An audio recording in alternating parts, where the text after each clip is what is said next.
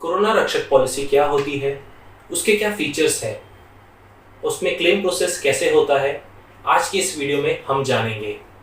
नमस्कार दोस्तों, मेरा नाम है देवेन कोठारी। आप सभी का स्वागत है इन्वेस्टमेंट्स ज्ञान में।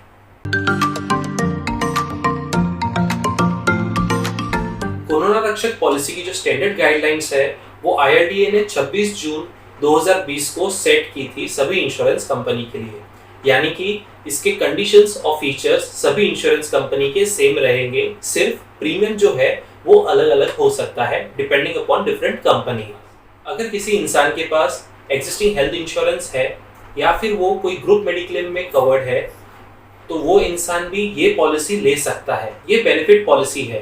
बेनिफिट पॉलिसी का मतलब इस पॉलिसी में जो भी कंडीशन दिए गए हैं क्लेम से रिलेटेड, अगर वो कंडीशंस फुलफिल होता है तो जो भी सम एश्योर्ड है वो या फिर इंश्योर्ड पर्सन को या फिर उसकी फैमिली को दे दिया जाता है।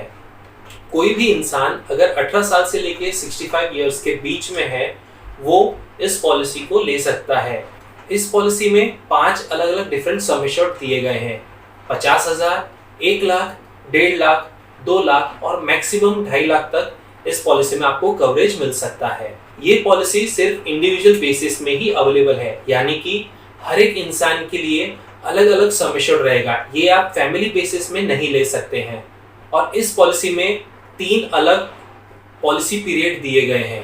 पहला 3.5 महीने यानी कि 105 दिन, 6.5 महीने यानी कि 195 डेज और 9.5 महीने यानी कि 285 डेज का 3 अलग अलग टर्म इसमें दिया गया है। इस पॉलिसी में जो प्रीमियम मोड है वो सिंगल प्रीमियम है, यानी कि पॉलिसी स्टार्ट करते वक्त आपको उसका जो भी प्रीमियम है वो पे करना पड़ेगा। इस पॉलिसी में 15 डेज का वेटिंग पीरियड है।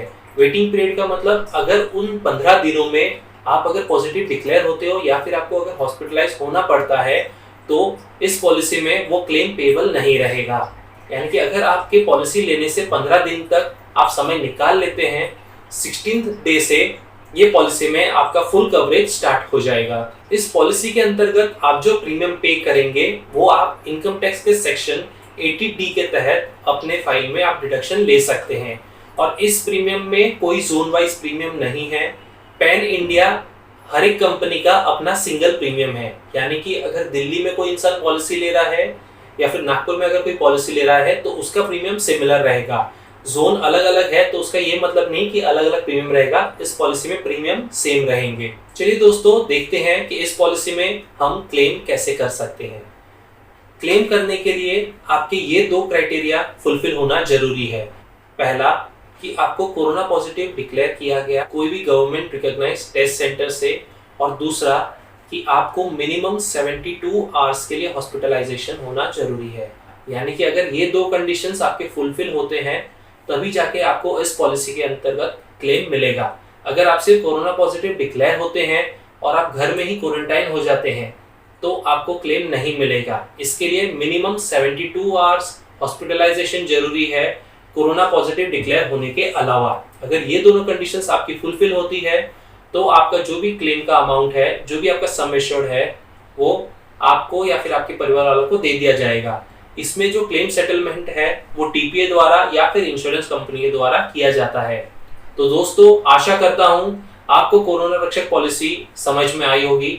अगर आपको इस पॉलिसी से रिलेटेड और कोई भी डाउट है या कोई भी क्वेरी है, आप हमारे दिए गए कमेंट बॉक्स पे कमेंट कर सकते हैं या फिर हमारे मेल ID या कॉन्टैक्ट नंबर पे अपना मैसेज ड्रॉप कर सकते हैं। स्वस्थ रहे, मस्त रहे। Thank you very much.